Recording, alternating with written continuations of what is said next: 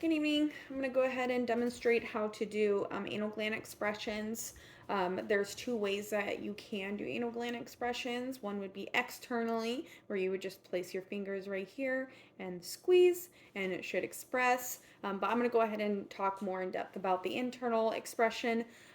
There's the reason why we do it is to if they're clogged or if they're kind of building up and they're not able to express on their own, we want to go ahead and get those expressed and relieve that pressure so that we can prevent any anal gland abscessing, impaction, or discomfort for the animal.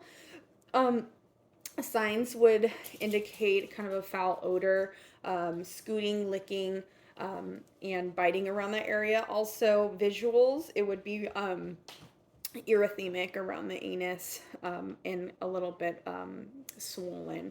That would indicate that we may need to do some anal gland expressions. First, we need to start off with some supplies. Definitely want gloves for this. Lubricant, because we're not going in dry. That would be very mean.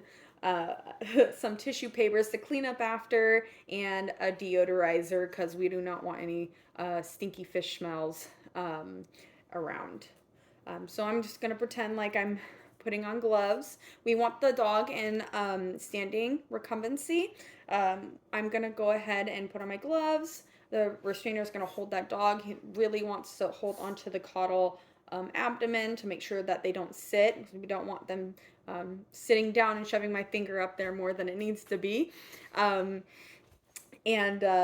we, so I'm going to go ahead and put lube on my finger because I'm nice.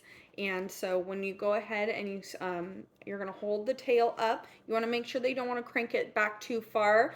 Some animals are really find that to be a discomfort, and that is their spine. So we don't want to crack their spine backwards.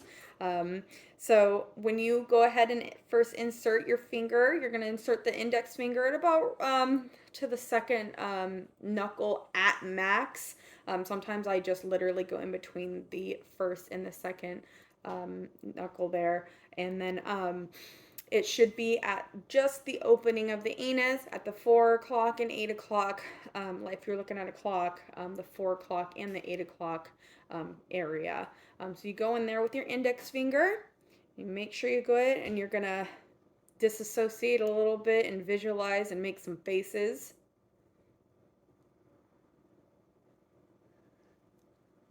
That's the face. That's the face that you know that you got it, because you're going to go ahead and stick your index finger and you're going to milk it with the thumb. This is how it goes.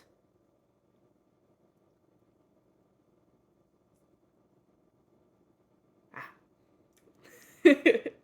And then you're gonna go on the other side. I usually have my napkin right there in my hand.